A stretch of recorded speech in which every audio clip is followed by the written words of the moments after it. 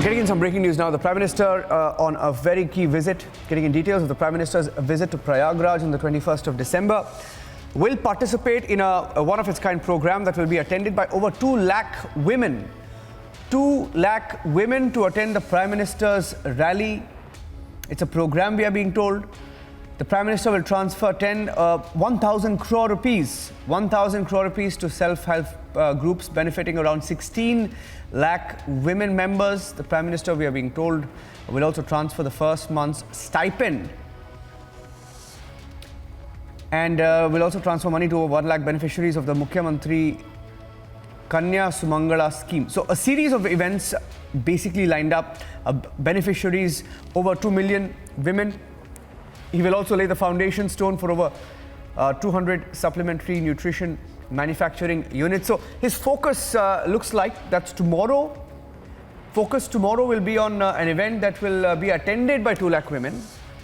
But the target could be over 2 million women. Let me go across to Madhurima with the details. Madhurima.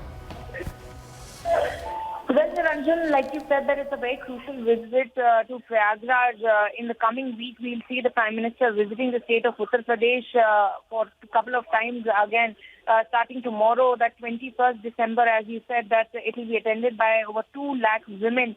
And it is a program that is aimed at benefiting the self-help groups that are further inclined towards helping 16 lakh women members with a transfer of rupees 1,000 crores to these self-help groups, as the Prime Minister has always been working about Make in India mission. That is also an extensive part of this entire phase where women development has been always on the fore of the government, and propagating the same, this entire scheme is going to augment the program of women development, where the Prime Minister will be transferring first month's stipend to business correspondent Sakhis, and will also transfer the money to over 1 lakh beneficiaries of, like you said, Mukhyamantri Kanya Sumangala scheme.